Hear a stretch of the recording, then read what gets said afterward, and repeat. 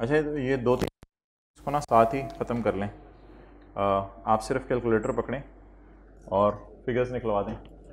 DL has classified investment, इसको छोड़ें। On यकम फरवरी 21 डीएल परचेज 40,000 शेयर्स एट ₹80। तो फिगर्स निकाल के रख लें ज़रा। 40,000 ज़रब 80, मेरा ये मशवरा है फिगर्स निकाल के रख लीजिएगा। 32 मिलियन कर लेना, रुपीज़ इन थाउजेंड कर लें। On 30 September DL announced cash dividend of ₹5। ये अगर मैं 40,000 शेयर से मल्टीप्लाई अगर मैं 40,000 शेयर से मल्टीप्लाई कर दूं तो चलेगा? ये डिविडेंड ₹5 पर शेयर है ना, तो मैंने 40,000 शेयर खरीदे हुए हैं। तो आप देखें ना, इस तरह तो नहीं होगा हर दफ़ा डिविडेंड की अमाउंट दी हो। 40,000 मेरे शेयर हैं, मुझे ₹5 एक शेयर पर डिविडेंड मिला, तो 40,000 ज़रब 5, 200, ये डिविडेंड आ गया। और fair value of each share was, बता दें, 70 जी, 2800। मेरे ख्याल से ये फिगर्स निकल आई हैं ताकि हमारे लिए ज़रा काम आसान हो जाए। 3200 क्या है?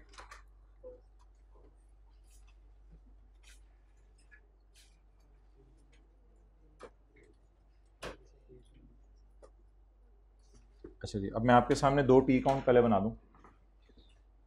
ऑन यकम फरवरी वी परचेज 40,000 शेयर्स एट ₹80 पर शेयर। 15% तो शेयर होल्डिंग है ना, यानी हमारी ना सब्सिडरी है ना एसोसिएट है। ऑन 30 सितंबर वी रिसीव ₹5 डिविडेंड, 5 ज़रब 40,000 200, and at year end fair value 40,000 ज़रब 70 2800। ये 2.4 का भी कुछ कर रहे हैं, साथ ही कर लेंगे, खैर। अच्छा जी, कैसे अकाउंट फॉर किया? Investment associate using equity method. तो ये रॉन्ग वर्किंग कर रहा हूं मैं। ये working 7 point, investment in associate, इसको ट्रीट कर लिया है investment in associate as an equity method जी। कॉस्ट ऊपर अवेलेबल है 3200। पोस्ट पैट, हाँ ना, 2400। फरवरी, मार्च, अप्रैल, मई, जून, जुलाई, अगस्त, सितंबर, अक्टूबर, नवंबर, दिसंबर। जादू वो जो सड़ चल के बोले, वो क्या जो पाँव पाँव में घूमता रहे। 2400 ज़रब ज़रब नहीं नहीं, ज़रब 11, ज़रब 7% यार ये मुझे पता है ये अकाउंटिंग नहीं होनी चाहिए थी, लेकिन उसने कर दी है ना, मैं क्या करूं अब। 7% उसने लगाई होगी। He has treated it as an equity accounting जी। 330 जी। डिविडेंड, ना ना ना ना ना ना ना ना ना यार, 200 का 15% नहीं माय डियर। असल में ना 40,000 शेयर हमने उसके खरीदे हैं ना, तो 40,000 ज़रा ₹5 फिर हमारा ही डिविडेंड आ जाएगा। 7% क्या लगाऊं, ये तो मेरा ही डिविडेंड है ना, पूरी कंपनी का डिविडेंड तो नहीं है ना ये। अगर पूरी कंपनी का डिविडेंड होता तो मैं 7% लगाता। कैरी डाउन, 3033 नहीं होगा जी, 33330। अच्छा जी, debt is investment in associate, but I need it at investment through P&L, investment in shares. Okay, IFRS 9 cash 3200, fair value 400 का लॉस।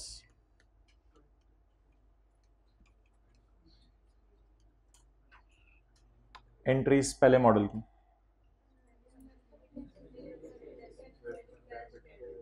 इन्वेस्टमेंट डेबिट,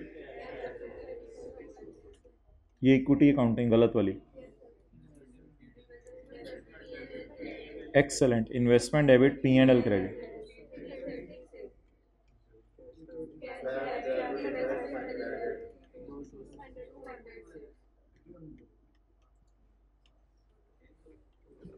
अब मैं वो रिदम से नहीं चल रहा, ये 3 एंट्रीज, यार हाथ धुंधी है, ये 3 एंट्रीज इन्वेस्टमेंट डेबिट और कैश क्रेडिट इन्वेस्टमेंट और कैश डेबिट इन्वेस्टमेंट क्रेडिट, ये जो इक्विटी अकाउंटिंग था IAS 28 वाली और IFRS 9 वाली अकाउंटिंग, पेज वॉल्यूम 1 में मेरे दोस्त।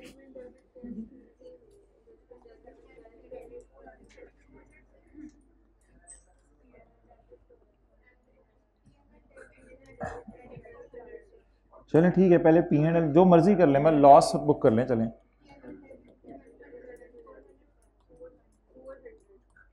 और डिविडेंड पी एंड एल में 200।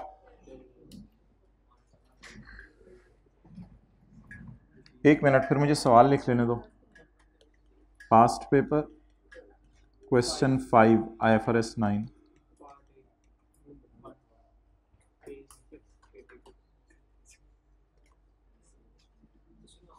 अच्छा, माय क्वेश्चन रिमेन्स देयर कि अनएडजस्टेड फिगर्स को सही कैसे करूं।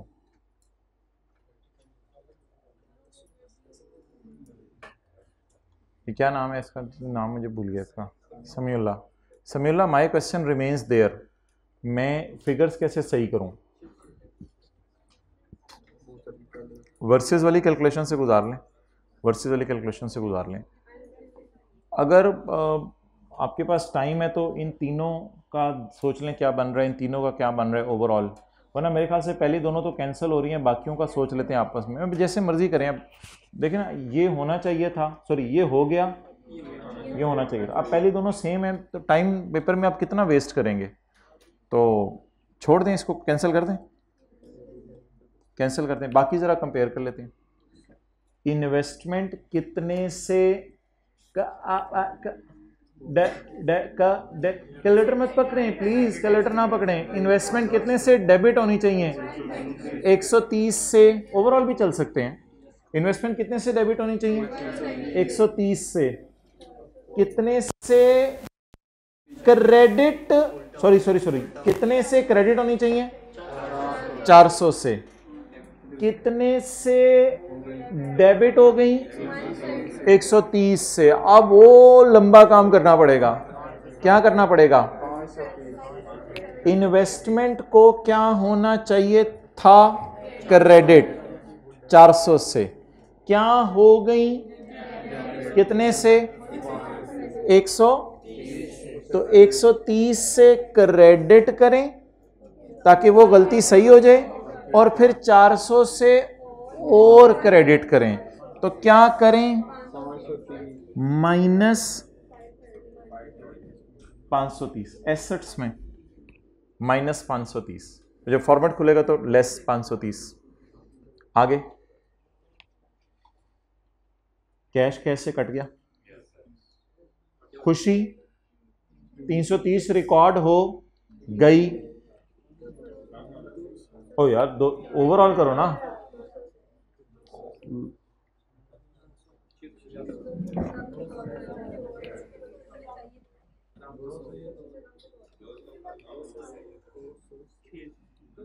गाम 200 का, ये फेयर वैल्यू लॉस है, ये डिविडेंड इनकम है। गाम 200 का होना चाहिए, हो गया खुशी सही से जो आ रहा है। गम कितना होना चाहिए रिकॉर्ड, 200 का, हमने उल्टा खुशी रिकॉर्ड कर ली, कितने की, 330 की। अब क्या करें, 530 का गम रिकॉर्ड कर लें, minus 530। Rectifying entry, asset credit और खर्चा डेबिट, कुछ इस किस्म की रेक्टिफाइंग एंट्री अगर बने तो हमने बस वर्सेस वाली कैलकुलेशन के बाद इफेक्ट दिखाना होता है।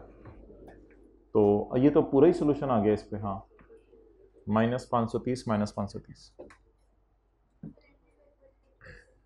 एंट्रीज एक दफ़ा रिपीट कर देते हैं। एंट्रीज में ऐसे तरीके से रिपीट करता हूं जिस तरीके से आप कहें ओ अच्छा।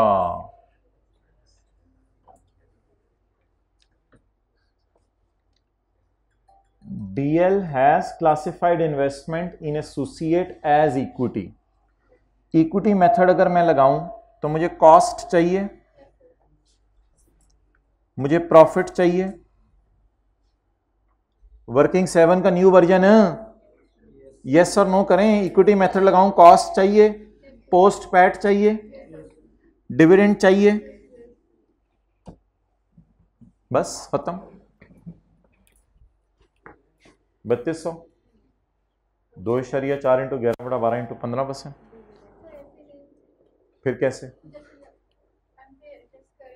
जैसे अच्छा एडजस्टमेंट्स पोस्ट करने को कह रही हैं आप। एडजस्टमेंट्स वो अलग बात है, वो आप लोगों ने खुद ही करना है, जितने बड़े हो गए हैं। अच्छा, तो इन 3 चीज़ों को कंसिडर करने हैं, क्योंकि कौन सा मेथड है?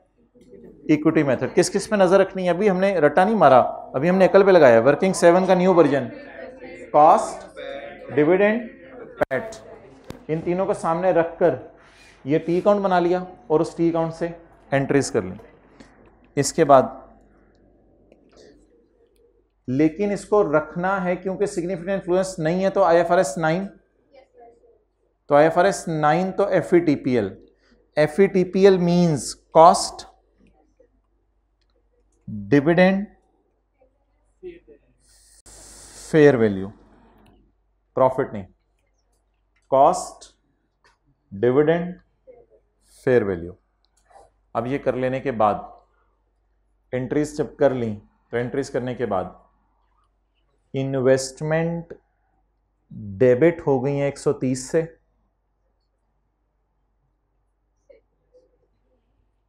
क्रेडिट होनी थी 400 से, तो क्रेडिट कर दें 500। खुशी बुक की है 330 की, गम होना चाहिए था 200 का, तो गम भी बुक करें, खुशी भी रिवर्स करें।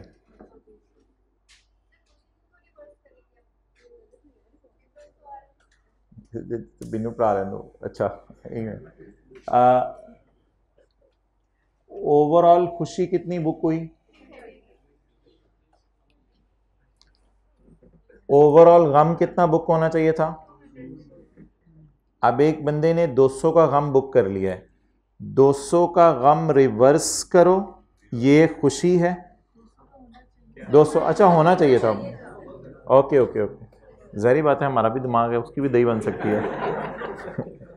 200 का, यार इधर लिख लो ना ओरिजिनल, 200 का गम होना चाहिए था रिकॉर्ड, तो 330 की खुशी रिकॉर्ड कर ली। अब क्या करें? गम को रिकॉर्ड कर लें, कितने से? 200 से, और खुशी को उल्टा दें 330 से। खुशी उल्टाना भी गम होता है। आ जाके 530।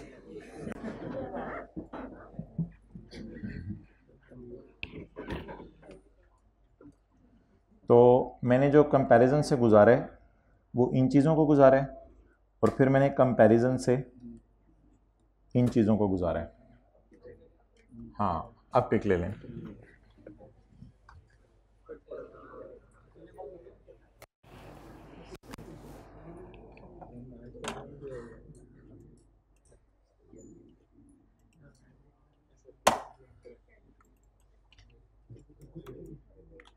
एक जिन का बैग है,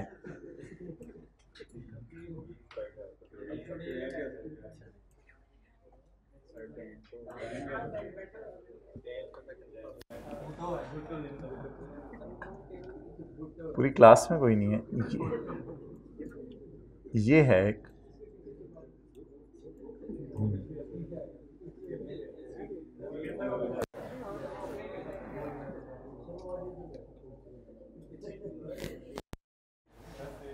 चलो यार, खुशी गम तो आती रहती है। हम ऐसा करते हैं, किसी बिजनेस का कोई डिवीजन बंद करते हैं आज, ऐसा करते हैं। हाँ, खुशी गम तो आनी जानी चीज़ है। अच्छा, मैं ये कह रहा हूँ कि जज्बा हो और हिम्मत हो और ईशा की नमाज हो तो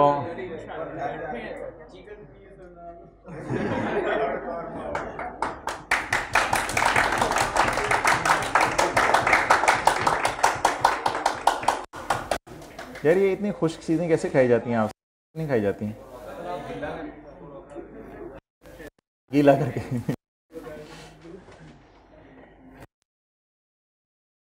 ओके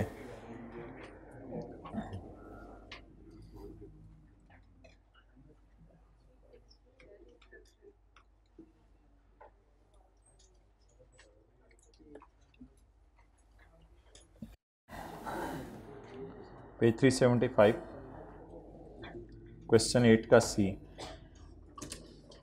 पेज 375 क्वेश्चन 8 का सी। 375 सर। ये लट अपनी अंदर कर उसके लट ये होती है ये यहाँ पे आई हुई है ना, इसको अंदर का टोपी है। चल बैलेंस हो गया। अच्छा page 375 year and 31 December 2014। In October 2014 ZL decided to relocate its production unit from Sakhar to Karachi. हाँ पता नहीं अब क्या वो। In this respect, a detailed plan was approved by management and a formal public announcement was made before year end. कौन सी obligation बन गई? Constructive. Because क्या हो गई है? मैंने कहा था रीस्ट्रक्चरिंग की लाइबिलिटी में फॉर्मल प्लान भी होगा और कम्युनिकेट भी होगा। अब मसला ये बस इसमें से ढूंढनी है कि किन किन को डालना है रीस्ट्रक्चरिंग के कॉस्ट में, किसको नहीं डालना। तो ZL हैज़, अच्छा इसमें ना ये ज़रा आपने ढूंढना है कि ये खर्चे कब होने हैं। ZL has plan to complete the relocation by the end of June 15। यही तो मैंने आपको बताया था कि रीस्ट्रक्चरिंग की यही ब्यूटी होती है, अनाउंस हमारे साल होती है और इम्प्लीमेंट अगले साल होती है। इस वजह से साल के एंड पे हम लायबल फील कर रहे होते हैं 48 एम्प्लॉयज की तरफ। तो हमारा ईयर एंड 31/12/14 अनाउंस खबर अनाउंस 1 दिसंबर 14। 30 जून कर लें या जून कर लें, अब जो मर्जी कर लें। जून 15 को नहीं, बंद नहीं होना, रीलोकेट होने, जगह चेंज हो जानी है। उसमें फिर हो सकता है हम कुछ एम्प्लॉयज़ को निकाल दें। तो अनाउंस हो गया, पता नहीं किधर नमाज पढ़ने गया हुआ था। अनाउंस हो गया हमारे साल और कम्युनिकेट हो गया हमारे साल, वही अनाउंस कम्युनिकेट हो गया हमारे साल और रीलोकेट होने अगले साल। ये एक बड़ी लाइन ब्यूटीफुल होती है, related cost have been estimated as अंदर, क्योंकि अभी ये खर्चे होने हैं ना, ये खर्चे होने हैं, इनका अंदाजा है। Redundancy cost, it is necessary for restructuring and it will not help in on going business. Standard से तो मैं बाद में दिखाऊंगा, मैं आपकी मेमोरी का टेस्ट कर रहा हूँ। It is not related with on going business and it is a necessary cost, वो जो लोगों को निकालना है। Relocation of staff to Karachi, it will help in new business, it is not a part of restructuring, it will help in new conduct of business, training, relocation, marketing, investment in new system, staff training। ये तो किस staff को train कर रहे हैं? जो घर जा रहे हैं कि बीवियों से कैसे सलूक करना है, अब तुम्हारी नौकरी ख़त्म हो गई, जाके बीवियों से क्या सलूक करना है, इसके लिए ट्रेन किया जा रहा है?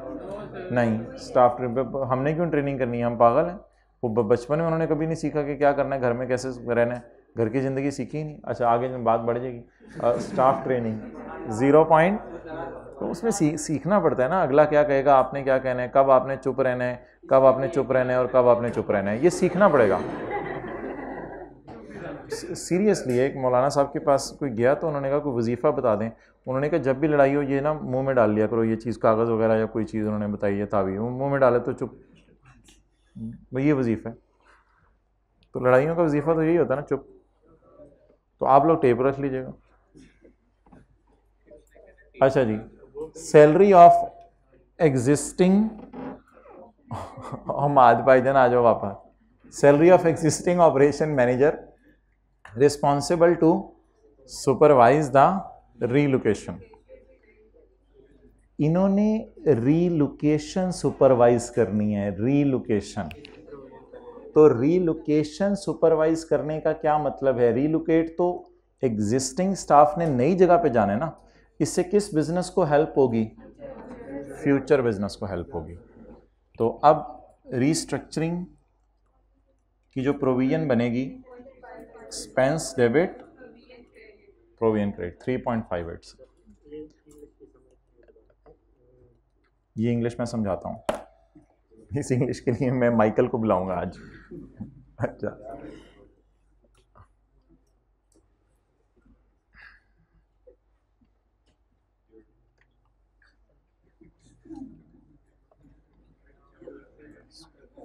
अच्छा,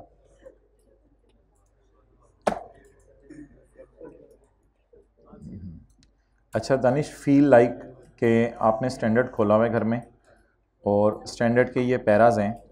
अब आप हजरात लिखना शुरू करें। A constructive obligation to restructure arises.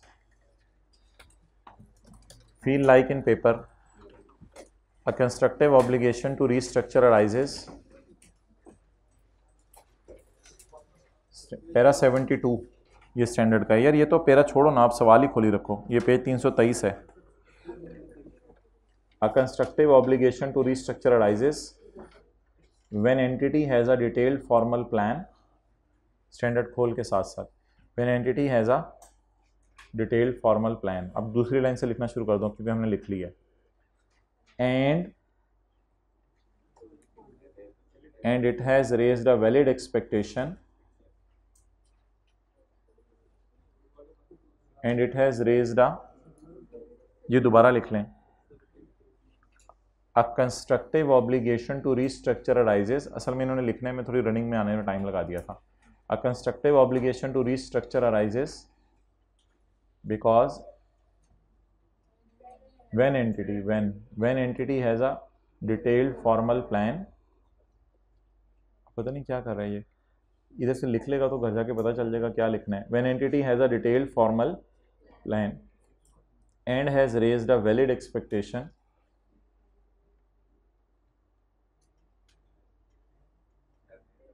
has raised a valid expectation। ऐसे कर रहे हो जैसे मैं अरबी ज़बान में बात कर रहा हूँ। By announcing its main features, by announcing its main features.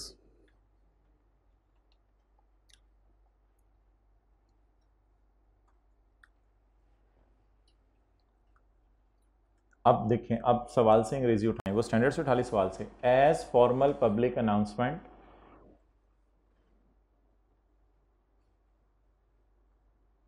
as formal public announcement was made on 1 December 2014, as formal public announcement was made on 1 December 2014, that is before year end,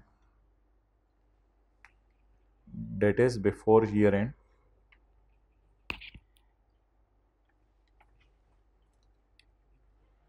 So we will record provision relating to restructuring।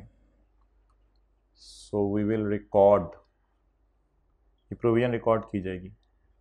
So we will record provision relating to restructuring।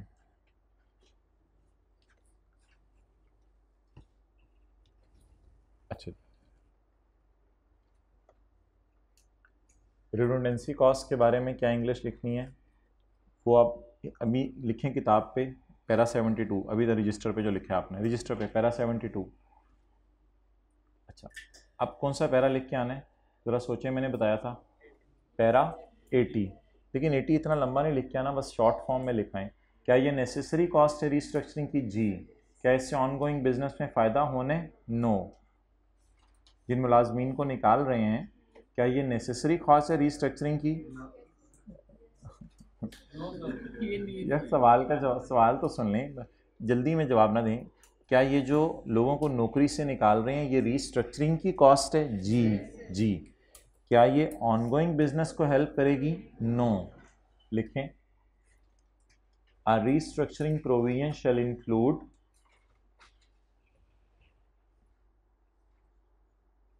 Ji Danish English देखें इधर से, a restructuring provision shall include the redundancy cost. अब direct expenditure लस ना लिखें, the restructuring provision shall include redundancy cost, redundancy redundancy cost of rupees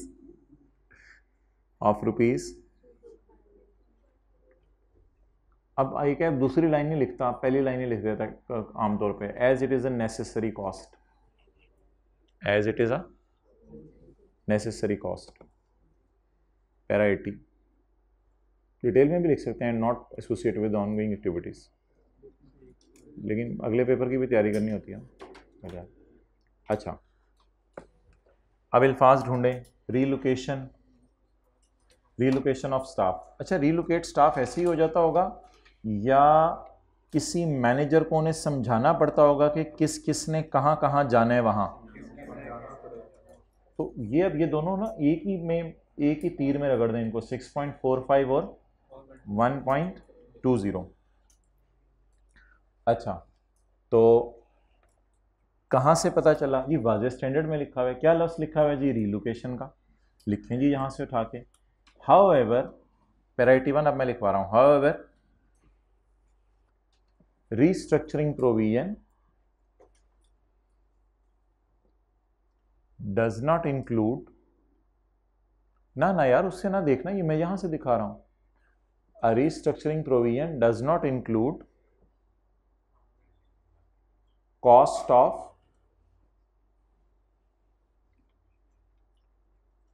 relocation of staff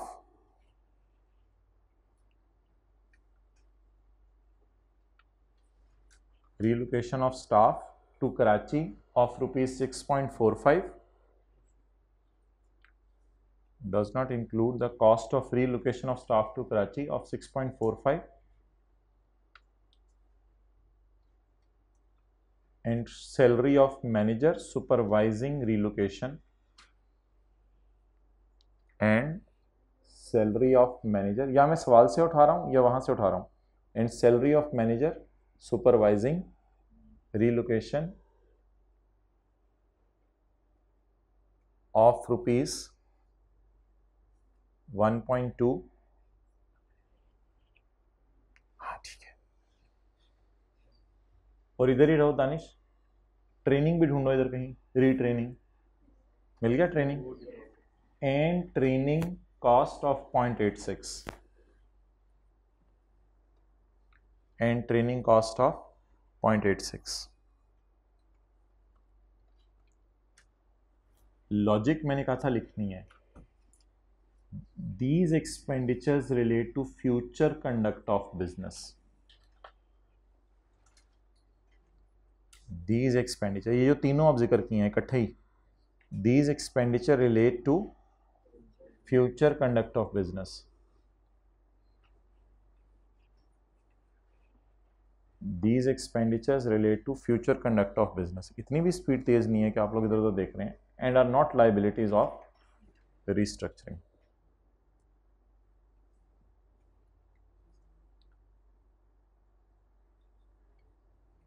and are not liabilities of restructuring। इस सारे के साथ para 81।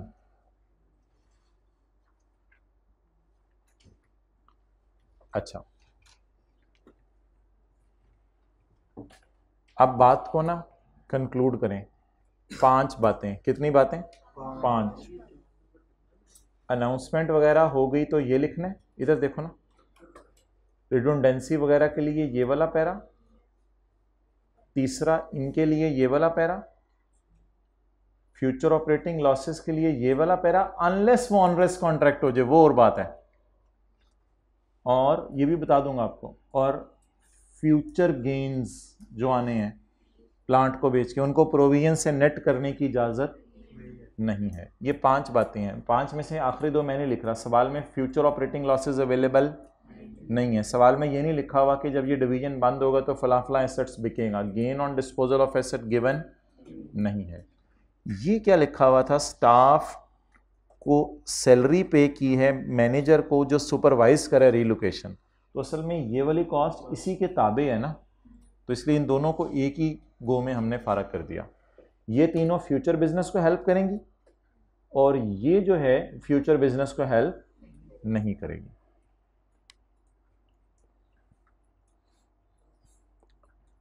जी बिल्कुल। Question 12 का 2, क्वेश्चन 12 का 2 हम तो बड़ा इंटरेस्ट लेते थे कि अच्छा चलो अब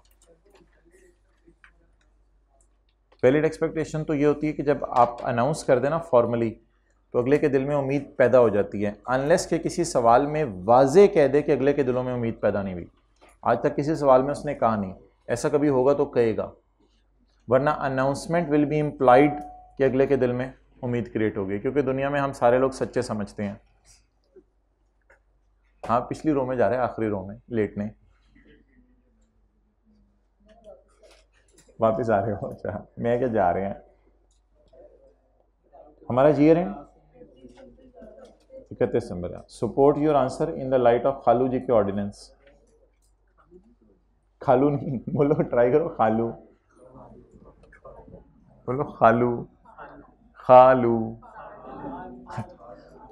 ऑन 20 दिसंबर 2011 को बोर्ड ऑफ डायरेक्टर्स, वेले बोर्ड ऑफ डायरेक्टर, और कुछ करना नहीं होता, इधर आ जाते हैं IAS 37 में। Board of director decided to close, कोई चंगी गल ना सोचा करो, board of director decided to close down the division which imports and sells the mobile phones.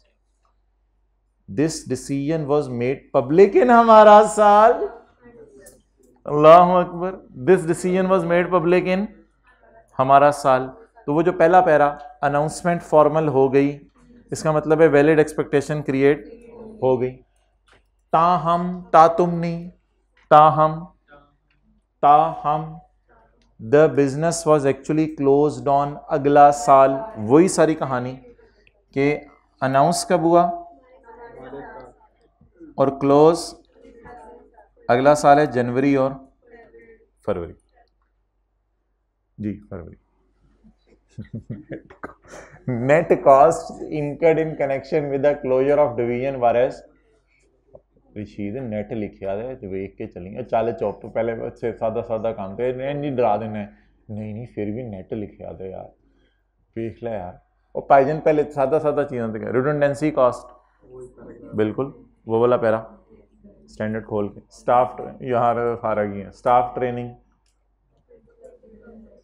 Operating loss from यकम जुलाई टू क्लोजर ऑफ डिवीजन। भाईजान आई कैप ने सही जो है वो रख के चपेट मारी है, उसने 8 महीने का ऑपरेटिंग लॉस दे दिया है, उसमें 8 महीने का ऑपरेटिंग लॉस दिया और कहता है इसमें से कड्डो फ्यूचर वाला, अगर निकाल सकते हो तो निकाल लो इसमें से। इग्नोर कहां करेंगे मेरे भाई, खुदा दा खौफ कर, में बैठे बैठे उठ जाना है। ऑपरेटिंग लॉस फ्रॉम यकम जुलाई टू 29 फरवरी, मुझे इसमें से फ्यूचर ऑपरेटिंग लॉस अलग निकाल के दें। एक्सेलेंट, जनवरी और फरवरी वाला हमने इग्नोर कौन सा, यार हमारे साल का लॉस तो रिकॉर्ड होना ही होने, और हमारे साल का लॉस असल में ना कैपिटल को जाके कम करता है, रिटेन्ड लॉस उसे कहते हैं। पैट की जगह लॉस आ जाता है तो वो आरई को कम कर देता है। हमारे साल का लॉस तो ऑटोमेटिकली रिकॉर्ड हो जाएगा, उसकी डिस्कशन ही नहीं करनी। Can you cut the FOL from this, what is the period of this loss? July, August, September, October, November, December, January, February. It is an operating loss but it is not a purely future operating loss. इसमें 6 महीने, अब आप कहेंगे कहां लिखा है evenly accrue है, तो फिर छोड़ा ही ये एडजस्टमेंट। नहीं कहीं लिखा तो होता है इवनली एक्रू है लॉस, तो छोड़ा ना फिर ये एडजस्टमेंट। हाँ, सुबह सुबह बुलवाते हो जीरो, भाई अभी तो दिन चढ़ा है यार हमारा अभी तो 0.8 divided by closure of division की डेट लिखें 29 फरवरी। इसमें से FOL बाहर निकालें, टोटल OL कितना है, OL में POL पास्ट ऑपरेटिंग लॉस 6 महीने का, और FOL तो ये क्या है ऑपरेटिंग लॉस, इसमें FOL 0.8 अगर 8 महीने का तो मुझे 2 महीने का चाहिए। This can be avoided by not operating, अगर आप ऑपरेट नहीं करेंगे तो ये लॉस, यही ये तो नहीं लिखा हुआ NRV loss due to stock lying in premises, ये तो नहीं लिखा हुआ NRV लॉस तो नहीं लिखा ना, operating loss. If you will operate you will have this loss, if you do not operate you have not loss. थोड़ी जी अंग्रेजी मेरे को ना सीखो, मेरी अपनी फारक है, किसी को सीख लो यार, थोड़ी जी अंग्रेजी में बेइज्जती कराया करो, अंग्रेजी ना बोलिया करो, मेरे सामने ना बोलिया करो। अच्छा,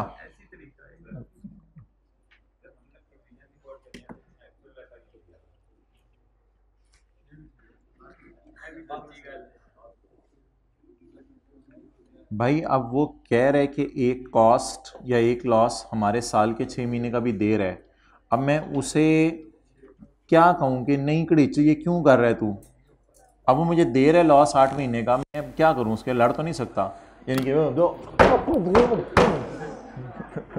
this man be a man.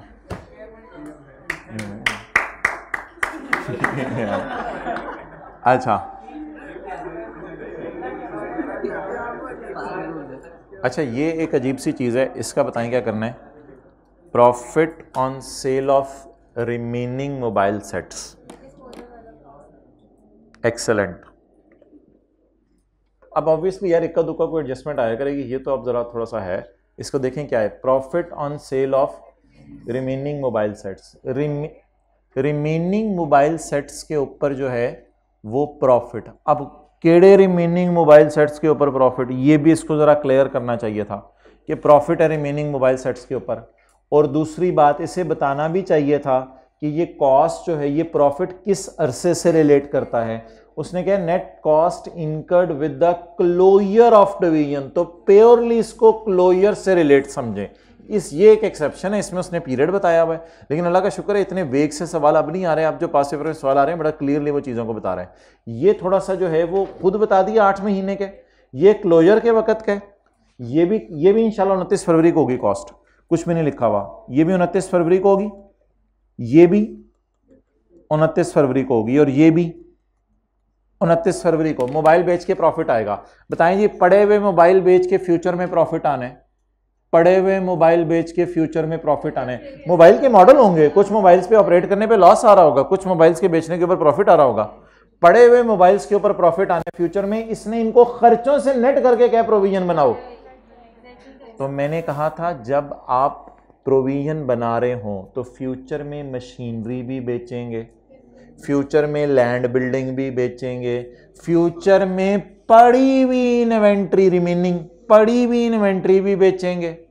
तो क्या फ्यूचर में पड़ी हुई land building intangible plant machinery से जो गेन आने हैं, या फिर इन्वेंट्री बेच के जो गेन आने हैं, क्या ये गेन्स को प्रोविजन से नेट करने की इजाजत है?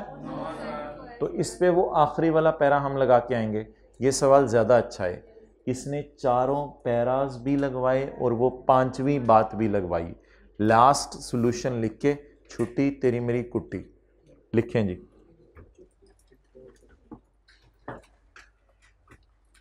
तो थोड़ी सी एक नई चीज थी प्रॉफिट ऑफ मोबाइल, बाकी इंशाल्लाह आसान था। तो सारी बात है कोई इक्का दुक्का चीज तो वो डालता है अब।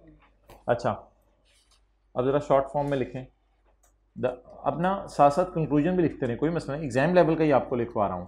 The constructive obligation arises in this case because the constructive obligation arises in this case because point A पढ़ें, the entity has a detailed plan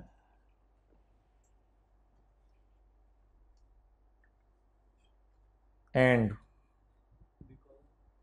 because the entity has a detailed plan and valid expectation भी छोड़ें आप, आई cap नहीं लिखता इतनी, and it has announced it and it has announced it, जरा सवाल में से चाती मारें, before year end, it has announced it before year end, that is on 29 December, it has announced it before year end, that is on 29 दिसंबर 2011। अब मैं तो ये नहीं कहूँगा आप पैरा 80 खोलें, आप तो आप बड़े हो गए हैं, मेरे ख्याल से लिख लें, a restructuring provision of 1.5 million, a restructuring provision of 1.5 million will be recorded of redundancy costs, will be recorded of redundancy costs। थोड़ा सा प्रोफेशनल टच दे दें, as these are necessary cost of restructuring, as these are necessary cost of restructuring, para 80।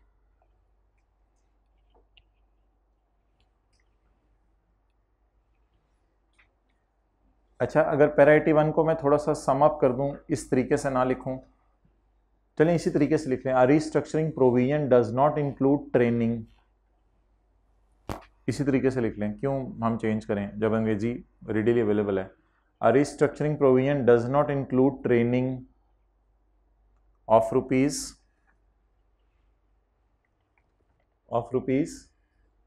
0.15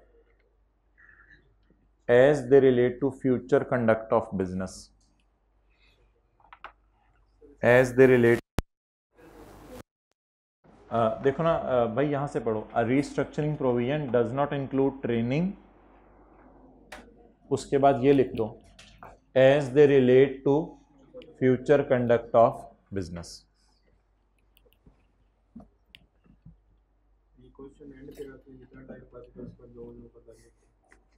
अब तो ये लिखवाने लगा तो आते ही चीजें निकल गई हैं।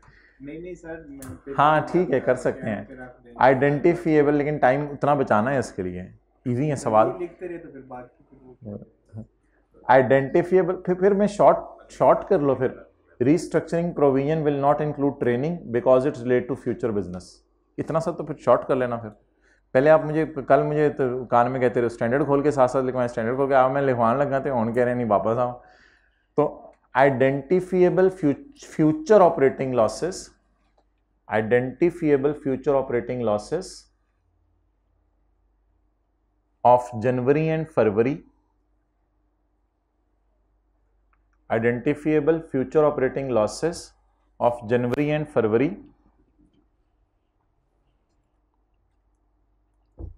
कैसे 0.8 divided by 8 into 2 months of rupees 0.2 are not included in provision।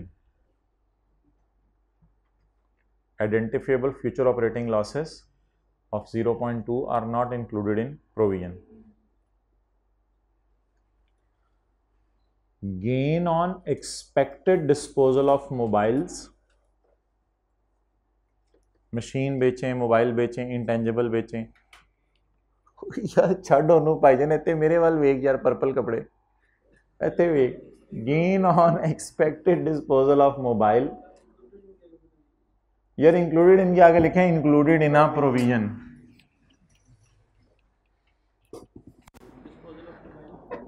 इसे कहते हैं चमचा feeding. gain on expected disposal of mobiles are not taken into account in measuring। आप लोग ना कुछ भी ना करें, आप लिखें GAINS ON THE on expected disposal, आप मोबाइल भी ना लिखें, ऑफ एसेट्स, आप बस ये लिख दें। अब ये लिखिएगा, are not taken into account in measuring, नहीं अब थोड़ा सा तो मुझे शॉर्ट कराने दो, in measuring a provision date is rupees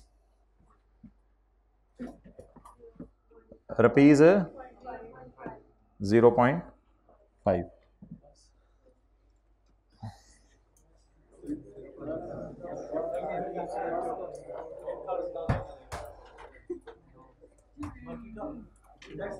क्या करेंगे, चलें इंशाल्लाह मंडे को मिलते हैं 2 दफ़ा। अस्सलाम वालेकुम। ये पार्ट सी बनाया है या B2 बना दिया है? B2 चलें ठीक है। ओ यार ठीक है, आप ज़रा पॉज कर दो, मैं होमवर्क देख लूँ। मैं होमवर्क इसमें साथ ही बता देता हूँ, इन लोगों को जाने दो, इनको मैं व्हाट्सएप पे भेज दूँगा। ठीक है जी, एक फिर छोटा सा सवाल होमवर्क में ले लें, वो स्टडी टेक्स्ट का क्वेश्चन नंबर 2, पेज नंबर कौन सा है? 399, बस 399 पेज क्वेश्चन 2, बस 10-15 मिनट लगेंगे। 399 क्वेश्चन नंबर 2, क्वेश्चन नंबर 2।